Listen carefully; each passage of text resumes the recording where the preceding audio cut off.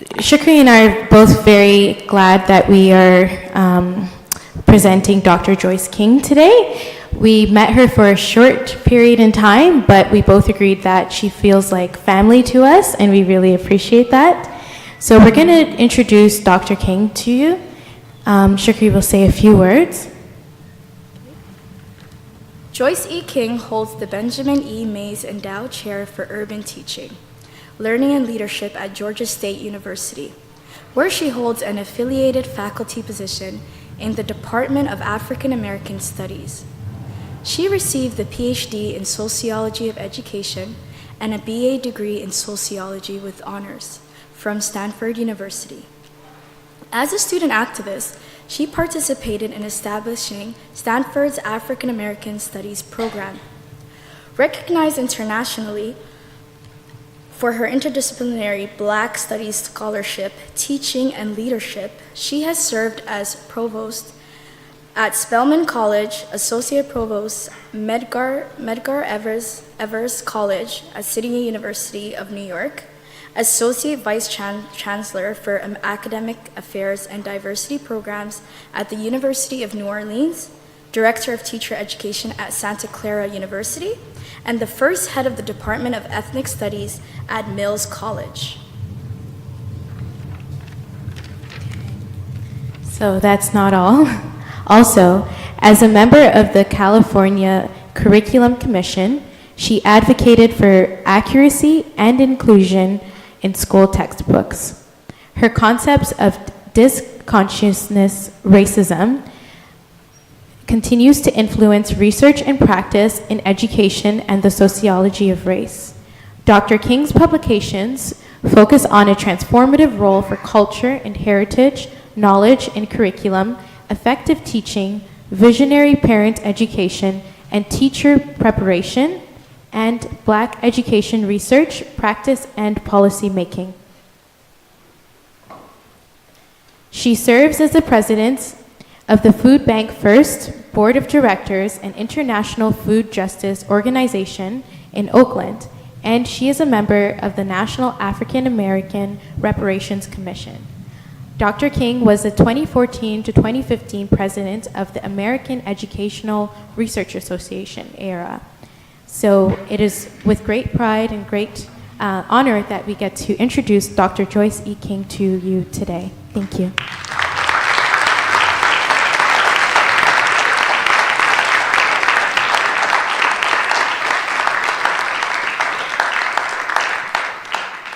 I come from down south in the United States and south of you all, and I am really happy to be here. That introduction was lovely. Thank you, ladies. I must either be really old or I started out as a teenager, which is not far from the truth. My professor was St. Clair Drake. I don't know that you would know who he was. Some of you might know the name.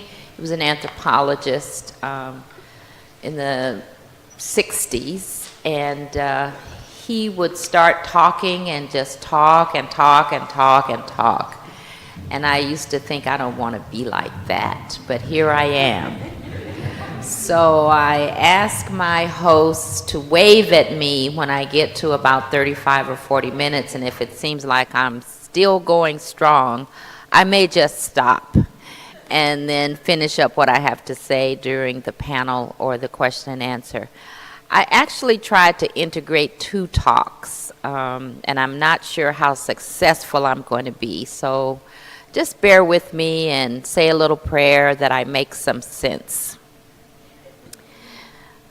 I want to talk about anti-Blackness from my perspective in the academy and my activist scholarship. I've done work with colleagues in Brazil, in Africa, Mali in particular, and Senegal, the Caribbean, England, and different regions in the US. I am aware of some recent events here in Toronto that have been discussed in terms of anti-blackness in activism, but it's not my practice to go into another country and expound on local events. Context matters, and blackness matters in the various contexts in which I've worked. We can discuss your experiences and mine during the question and answer or as we go along. So I'm going to start this presentation with a few slides that I said I was going to mix these two presentations. So I'm going to present a few slides that represent some of the work that I've done on blackness and anti-blackness. But let me situate this presentation in terms of my work in the academy. In The Art of Clear Thinking, Rudolph Flesch, who also wrote Why Johnny Can't Read, quotes the British novelist E.M. Forster. Unless we remember, we cannot understand. I would say, unless we remember what we have been permitted to know only in fragmented and distorted ways, if at all, that is to say, unless we can recover from what the Senegalese scholar Cheikh Anta Diop correctly understood as our collective historical, cultural amnesia, we can neither understand nor think for ourselves about blackness, anti-blackness, or anything else. This quest for intellectual independence, what I would call African intellectual independence, to be more precise, or the necessity for what Carter G. Woodson called thinking black, informs what I will talk about tonight.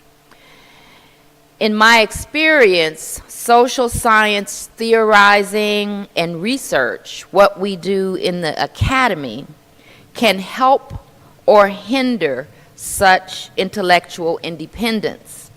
And this has been a constant concern in my 40-plus year career as an educator and researcher, as far back, in fact, to my undergraduate days when I was a teenager, studying sociology and doing an honors thesis research study at Stanford in 1968. At that time in the academy, we were being assaulted with the ideology of cultural deprivation, masquerading as social theory. And I know that the so-called theory of cultural deprivation is still alive and well in the academy, because my students come into my classes at Georgia State fully ensconced in the theory of cultural deprivation. And it doesn't matter whether they're white or black. They can still have those ideas. When I was a graduate student, Arthur Jensen published his research on the genetic inferiority of black people in Harvard Ed Review. Anybody ever heard of that theory of the genetic inferiority of black people? It's alive and well. It was actually my comprehensive exam in graduate school. I had to write on that. So at this all-black high school where I was teaching, kids were constantly cutting class and bringing guns to school, and they could not read. I designed a study to investigate the way these young people understood this reality. I presented fictional but realistic biographical sketches to kids about these. The biographies that I constructed showed kids who had poor grades, who were missing class, and a lot of discipline problems because they were hanging out across the street smoking weed instead of going to class. So I presented this to my subjects, my participants, to ask them, what did they understand? Why would a kid risk his academic career or her academics by doing that. And one of the young people said something that has stuck with me all these years. She said maybe if somebody had told him what had happened to his parents and what his mother and father have gone through, he could do better. Now, the classes that we were taking at the university at that time offered nothing to help me answer that young person's question.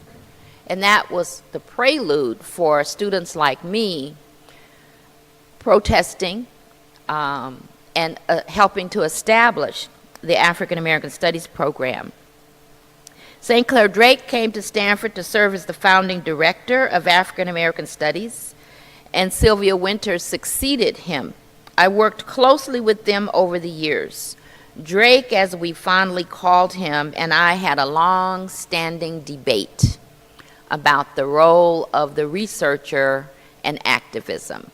For him, he always reminded us, you do your activism after 5 p.m. My generation didn't accept that easily. I'll say more about that in a minute. But this theme of intellectual independence, the necessity of black thinking, as I said, has been a concern of mine for a long time. And in the book that I edited for the American Educational Research, it's called Black Education, a Transformative Research and Action Agenda. There is a chapter in there called A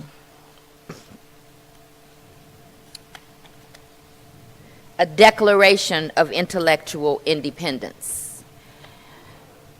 And this declaration has 10 vital principles. The first one states, we exist as an African people.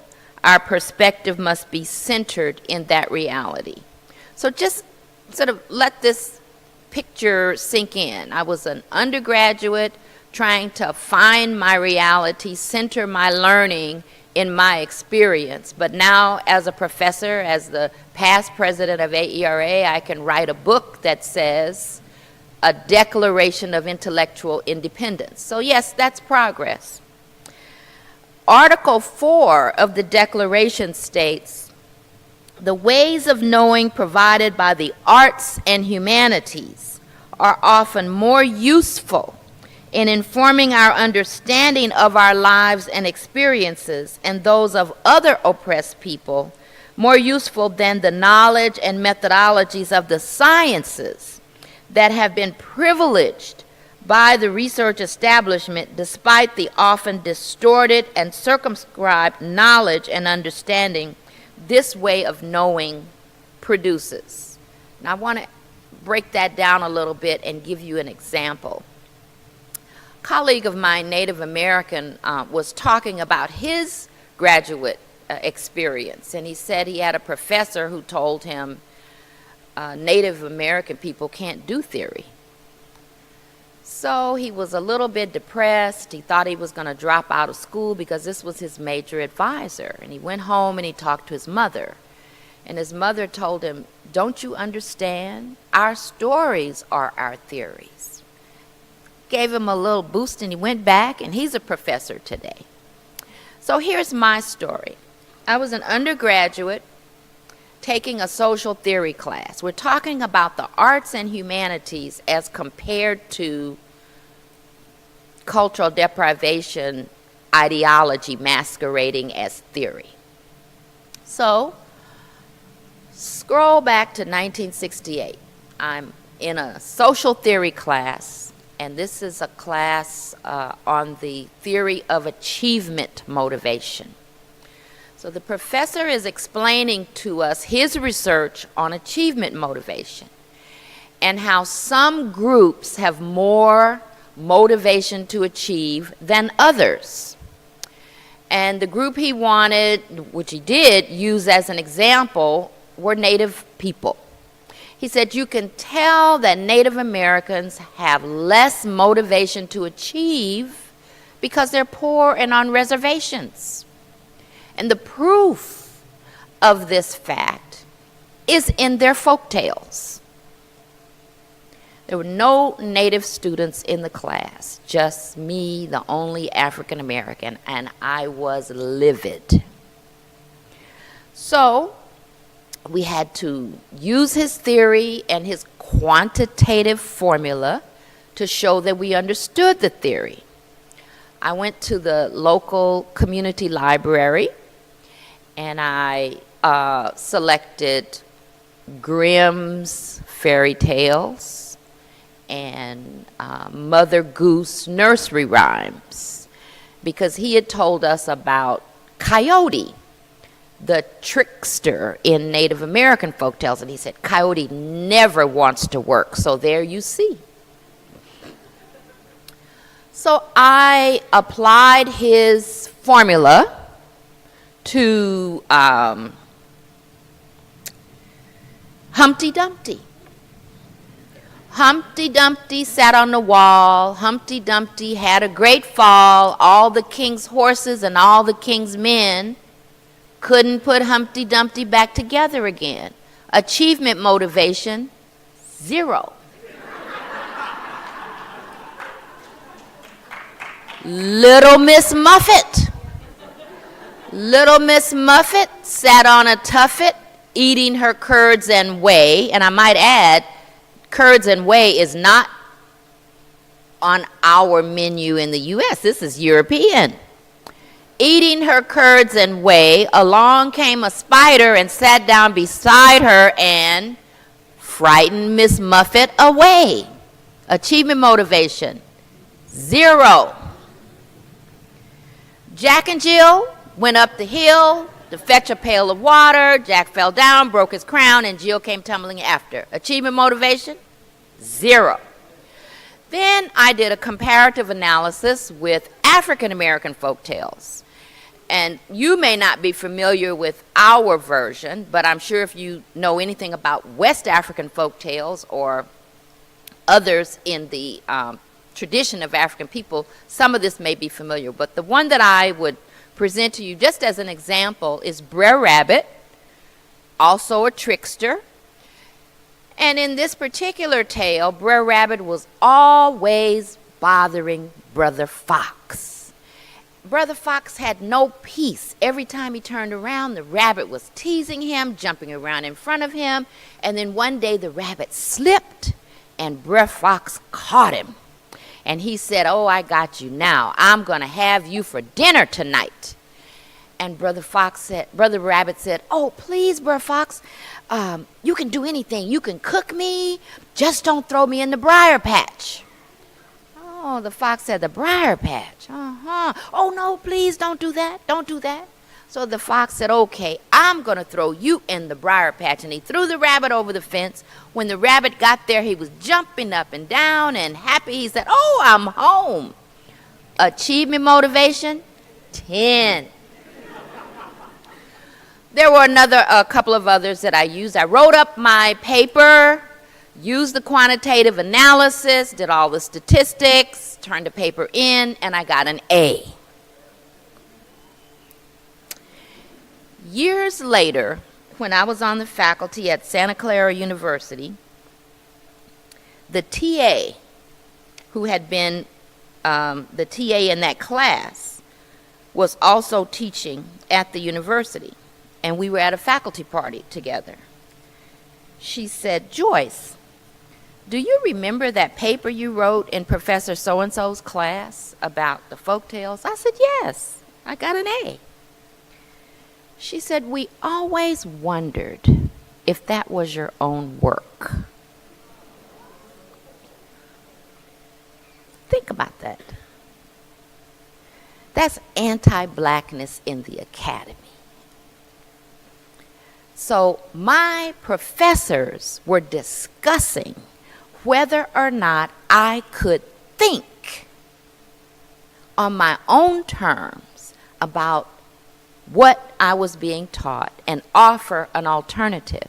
And the discussion was so profound that she felt comfortable to ask me 5, 6, or 7 years later if I would confess and admit that I had cheated, that I found that someplace else. But my generation in the academy was a generation that was dedicated to intellectual independence. That's why we created Black Studies. That's why we had study groups in addition to any courses that we took. So I'm going to give a couple of examples of this intellectual independence, this idea of looking at blackness and anti-blackness from an African-centered perspective. And I do want to just sort of, add that those young people that I was so concerned about in the 60s, well, we still have those same problems today. And we have to acknowledge what Carter G. Woodson said back in the 1930s in his book, The Miseducation of the Negro, that the problem is we are receiving the wrong kind of education. And this applies to anti-blackness, or what I would call Afrophobia, in the education of professional researchers, teachers, and school leaders. So let me turn to the slides. So I'm talking about blackness in a very particular way. I'm talking about conceptual blackness. It's not the color black. It's the idea of black and the idea of white. And you really can't talk about conceptual blackness without also talking about conceptual whiteness. Now, maybe at some point this evening we'll get into a little conversation about, people say, but it's not just black, it's not just white, there are all these other groups. You're reifying blackness, or you're essentializing blackness. Just put a pin in that for the moment. And Edward Bonilla Silva says, when whiteness becomes normative, it works like God in mysterious ways. So I'm really going to talk to you now for just a few minutes about what I teach, how I work with students who come from all backgrounds, but we are all implicated in the problems that are continuing in education. So conceptual blackness, conceptual whiteness in the English language. We didn't choose it. If we speak the English language or French or Spanish or Portuguese, there is anti-blackness built into the language. Black sheep, black lie, black-hearted. And then there's the whiteness. White lie, white is right, white angels. Is God white? My husband is from Mali, West Africa, and we were doing a workshop with teachers many, many years ago, and I presented this kind of analysis, and one of the teachers asked him, Dr. Micah, is blackness the same in your language? And I could see his brain sort of coming to a stop, but all he said was no. So after the workshop finished, I asked him, what happened to you when that teacher asked you that question? He said, never in my life have I ever had the thought that there was something wrong with blackness.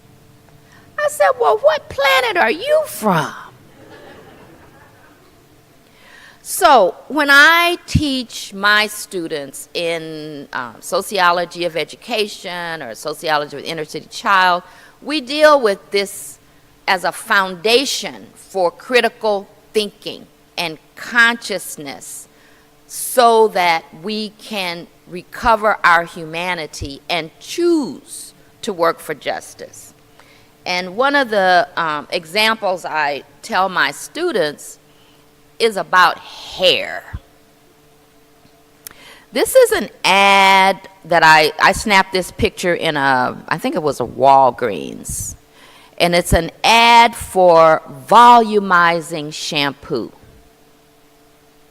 Who needs volume in their hair?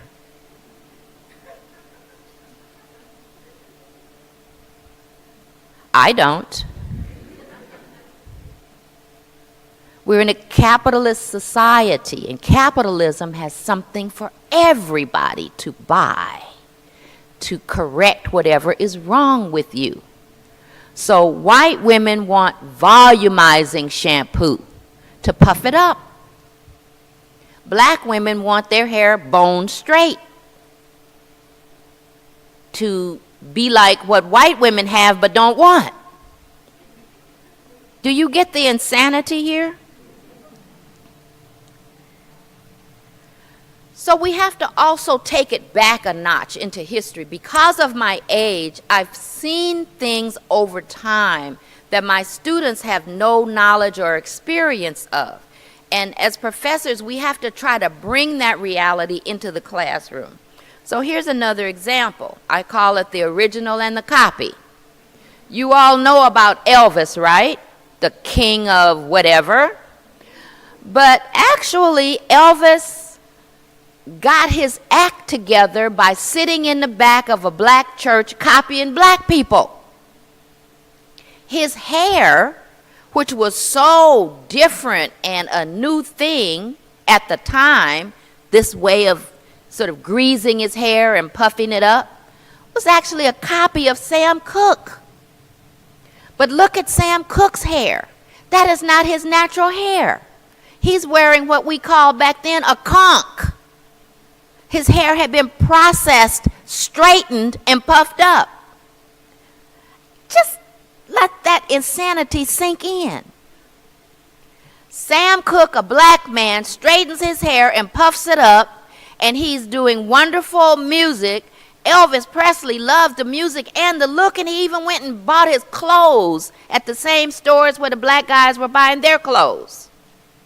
And when Elvis's music was played on the radio, because it was during segregation and white kids were not supposed to cross that line and want to be listening to black music, they would be sure to name the high school that Elvis was attending, and that was the code to tell the white kids, you can listen to him, you can buy his records because he's white.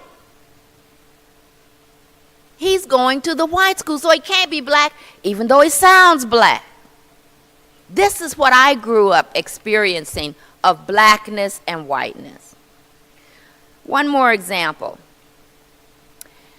You have to be way past your prime to know the song Hand Jive. I got a fan. Hand Jive. Okay. So Hand Jive was written by a guy named Johnny Otis. Well, interesting about Johnny Otis. That's him. He's the band leader in that picture. Johnny Otis was one of the first white American musicians to cross the racial divide, regarding himself as black and being treated as a black man. Otis was born John Veliotes to Greek immigrants in a Northern California town. He became Johnny Otis instead. He was raised in an ambitious family. His younger brother Nicholas eventually became ambassador to Egypt. His parents ran a grocery store in a black neighborhood in Berkeley, California, and the teenage Otis chose to walk away from white culture. Black America, he wrote, possessed soul, a quality he found lacking elsewhere. He said, as a kid, I decided that if our society dictated that one had to be black or white, I would be black. Now, a lot of people have listened to Johnny Otis over the years and had no idea he was a white man. Conceptual white man. So what is my point? My point is that we have to be much more precise when we're talking about blackness and anti-blackness. We have to historicize it. We have to localize it, putting it in context. And in the academy, we have to be much more discerning even about the words that we use. And I love Hand Jive, by the way. Love his music. I even went to a dance one night and Johnny Otis was there and I was like, oh, Johnny Otis. So let's look at one example of academic work. Cornel West's, what I call anti-blackness in race matters. Now, I like Cornel West. I don't have any, animosity towards Cornell, but he's wrong on this. He has a chapter called Nihilism in Black America. And he describes clinical depression devoid of hope and meaning, personal worthlessness, social despair, caused by a distinctive assault on black humanity. That's all true and correct. But I prefer to talk about the black community's experience of being annihilated. It's a verb. Nihilism is a noun, rejection of all moral and religious belief, meaninglessness. And so we get the idea that they are nihilistic. That is just how they are. But the verb poses a question. What has been done to us? What has happened to us? And this is me in my classroom making this point. I was getting ready to do my AERA presidential speech, and so my title was Morally Engaged Researchers Dismantling Epistemological Annihilation in the Age of Impunity. And my student said, "Oh, Dr. King, you're making us go to the dictionary to even understand your topic." Right. So epistemological annihilation is the term that I would use rather than nihilism. And one of the scholars that I have used and really admire, the late Clyde Woods, I would recommend this book to you, Development Arrested. Clyde Woods introduced the notion of the blues epistemology. We're still talking about the humanities as opposed to the bias that's built into social science research and theorizing. So Claude Wood said, while it may not have occurred to the neo-plantation school of social science, working class black people have their own epistemology, their own theory of social change, and their own theories of class and ethnic depravity. In order to construct societies based on social and economic and racial justice, a new form of consciousness must emerge.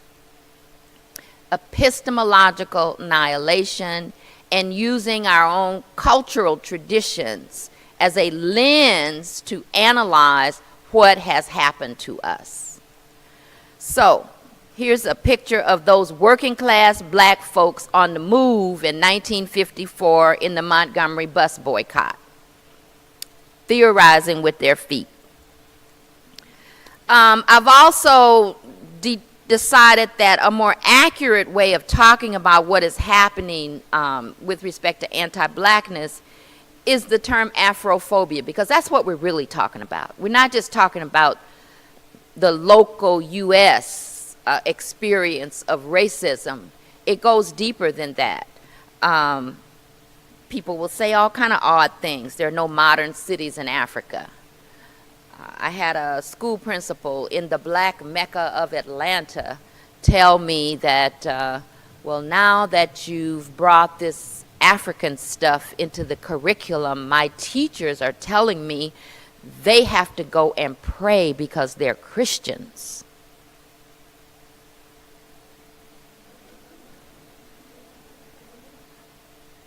Well, let's break that down. Africans are savages. And if you want to put Africa into the curriculum, then that's against my religion.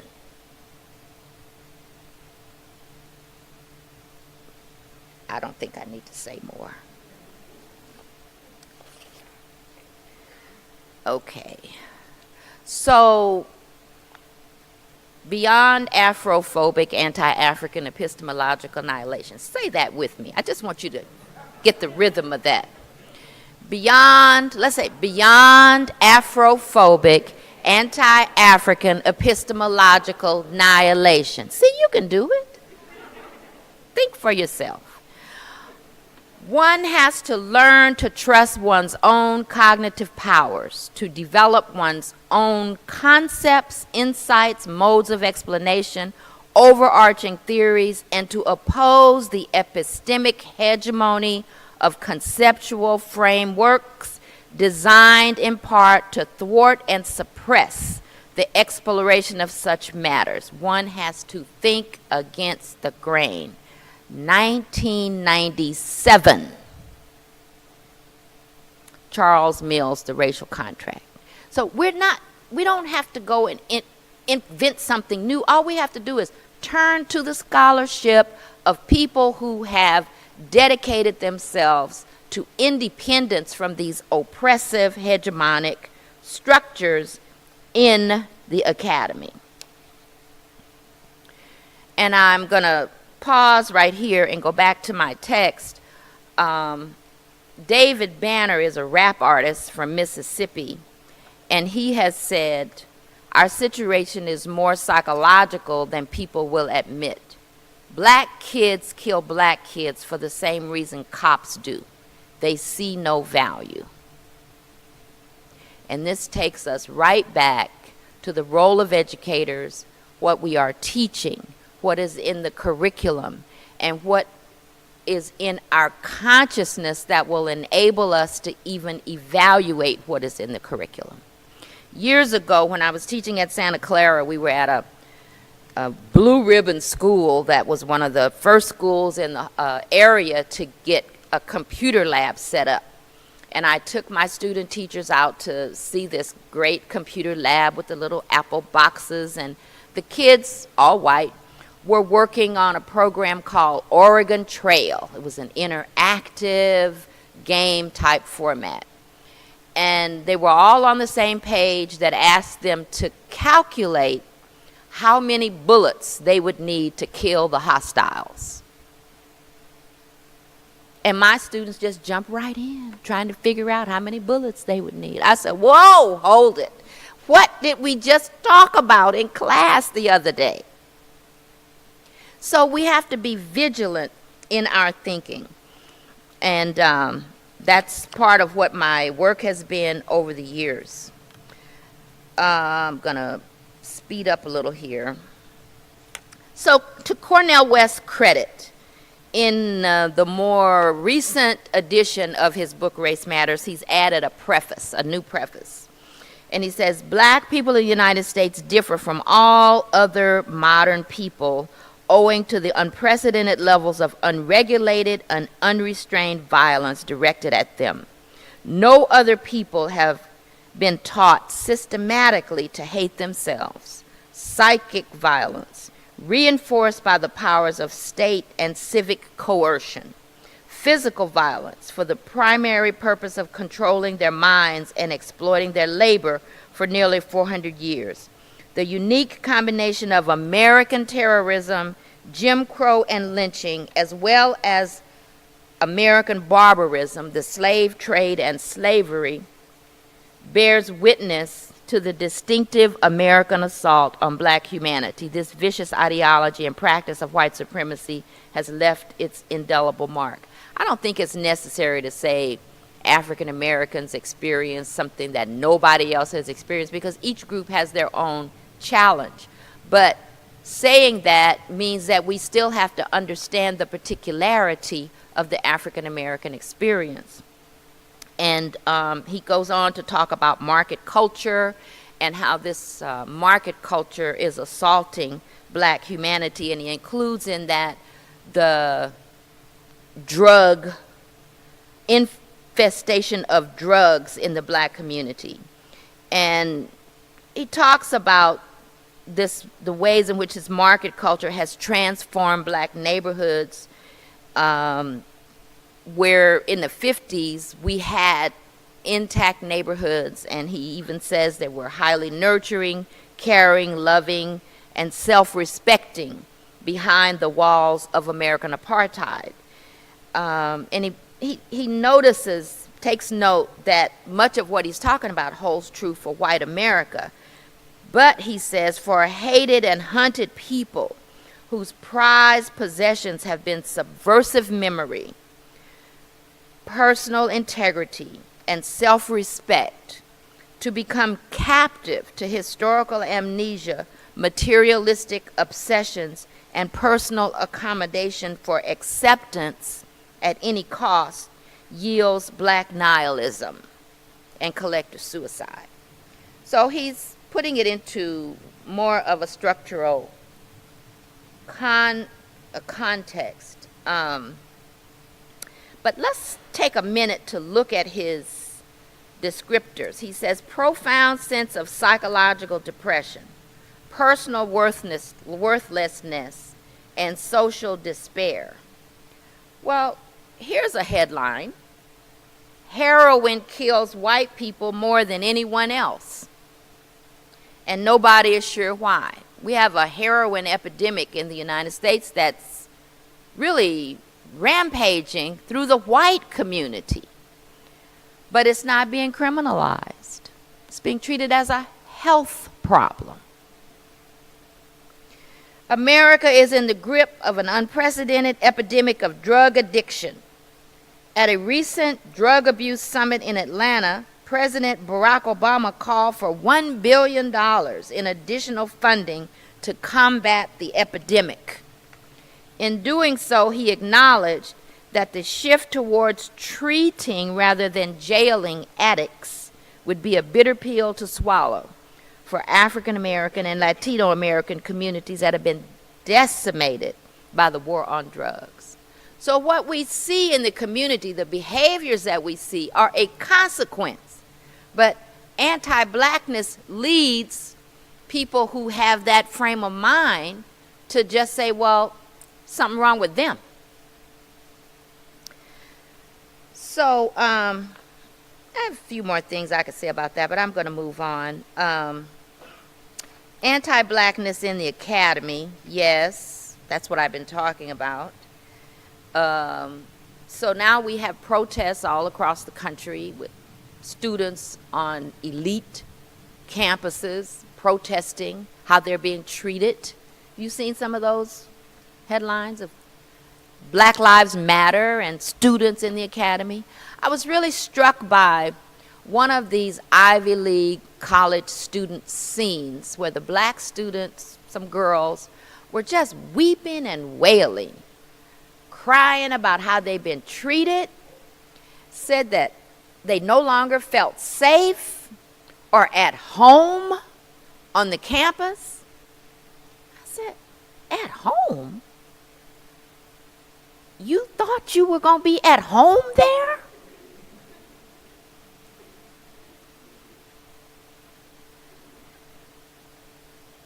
So, in contrast to that feeling of going to the citadel of elitism and wanting to belong, I thought about the African philosophy of education for self-reliance that motivated my generation.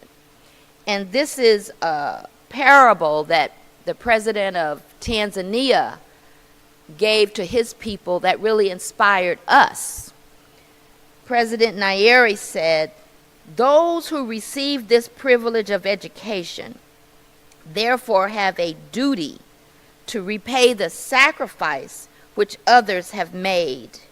They're like the man who has been given all the food available in a starving village in order that he might have strength to bring supplies back from a distant place. If he takes his food and does not bring help to his brothers and sisters, he is a traitor. Similarly, if any young men and women who are given an education by the people of this republic adopt attitudes of superiority or fail to use their knowledge to help the development of this country, then they are betraying our union." I used to have that typed on a card above my desk at home. That's the philosophy of education for self-reliance. We are going to school to get something to bring it back, not to become this fantasy, whether it's volumizing hair or bone straight hair, We need to have our priorities straight. And I'm remembering something that I told my children when they went off to school. They went to an elite private school because the schools in our neighborhood were so bad. And I had read something that Toni Morrison, the writer, said that her father told her when she was integrating a school. He said to her, "You go to school over there, you don't live over there." Now, over there is another community that has its own challenges with racism, xenophobia, all the things that we see are motivating the debate in the U.S. presidential election. We have two candidates. One is married to an accused rapist, and the other one is an accused rapist. Neither of those issues are going to help our children have the kind of critical thought and identification with their communities that we need, no matter what community you're from. And I teach my students that we all have the responsibility to clean up what's at home and to be prepared to go out in service to the world. So I can tell you a little bit about some of the work that I do in the community, and I'll just go through this very quickly. What is my answer to anti-blackness and Afrophobia? In the 80s, I published this book, Black Mothers to Sons, Juxtaposing African American Literature with Social Practice, using our humanities tradition as a context for examining mother-to-son relationships in literature and in life. And I was very much inspired by Orlando Falls Borda's work, and he talked about having an ethical alternative to the wig of neutrality and the mask of objectivity. My co-author and I were also participants in the research. So we told our story right along with the women that we interviewed. She taught African American literature, and her colleagues in the English department stopped speaking to her. They said she had sullied literature by using it in this way. The folks in sociology were not happy with me because we had blurred the boundary between the researcher and the subject. Going back to my debate with St. Clair Drake, this is the book that I presented for my tenure when I was at Santa Clara, and I needed someone to write for me, so I swallowed hard and went to see Drake and took him the manuscript. I had no idea what he was going to say. I still remember seeing him ride up on his bike, and we sat down at the faculty club, and I said, "Well, what do you think?" Because, you know, he said you do your activism after 5. You don't show up in your own research trying to change things that way. He said, "It was well argued." I said, "Hey, that's good enough." So Albert Murray, another person on the humanities side, Negroes should never forget that that the group in power is always likely to use every means at its disposal to create the impression that it deserves to be where it is. And it is not above suggesting that those who have been excluded have only themselves to blame. So that's the kind of understanding that we can apply in so many different situations. So I do work with our African heritage. I talk about heritage knowledge, which is different from cultural knowledge. Heritage knowledge is the knowledge children bring with them from their own community, parents, grandparents, the community as text. And for the African American community, we see our heritage connected to Africa. And I use the Songhai Empire as a context for recovering our consciousness. The Songhai Empire was the Songhai Empire existed before Columbus got lost. There were 3 universities in the Songhai Empire. You may have heard of the manuscripts of Timbuktu, a real place. They really were there. The British historian John Hunwick held a press conference to announce to the world that the manuscripts of Timbuktu were actually written by Africans. Let me say that again. The professor, who is one of the biggest experts on this period of African history, held a press conference to announce to the world that the manuscripts of Timbuktu were written by Africans. Not people from outer space, not Arabs, but Africans. And so we have problems on the continent today with African people not knowing their own history and heritage. I could say much more about that. Mali was occupied by jihadists, 2012, who went about destroying local indigenous cultural, spiritual artifacts. They tried to also burn up many of the manuscripts. And religion is used as a pretext for that kind of imperial mission. So we use the Songhai language because in the Songhai language we discovered, after we had that meeting with the teachers, and I asked Dr. Maiga, well, has, blackness been, he said, I never have had a thought about that, and this is why. Because in his language, blackness is extremely positive, always. When the sun is at its height at 12 o'clock in the day, he says, Waina Bibi. When they ask for clean water from the Niger River, it's Hari Bibi, black water. They have a proverb, you don't plant until the earth is black, Labu Bibi. And the cosmology of the Songhai people begins with Chini Bibi, which means the black word. They say in the beginning was the word, and the word was black, and the black word has the power to make things move. When we share that with children, their whole world turns around, and they can see themselves in ways that they could not before. So we've launched a program called the Songhai Princess Club. Princess, Disney princess, whatever. Well, we have Songhai princesses.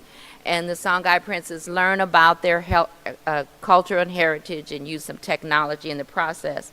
And I'm going to wrap it up with a quote from Scott Nakagawa, an activist, who says there's no hierarchy of oppressions where race is concerned, but anti-black racism is the fulcrum of white supremacy. We have to understand that in context. And I'll just end here with this slide. A good friend of mine, Tony Browder, is excavating tombs in Egypt, the only African American to lead excavations in Egypt, and he's just made an astounding discovery. And that is, in a 25th dynasty tomb, he looked up, this about 3 weeks ago, looked up in the ceiling, and he saw that Sankofa symbol in an Egyptian tomb. And that's the symbol on the right. So we have a lot of studying to do to know ourselves better in order to work against anti-black racism for humanity. Thank you.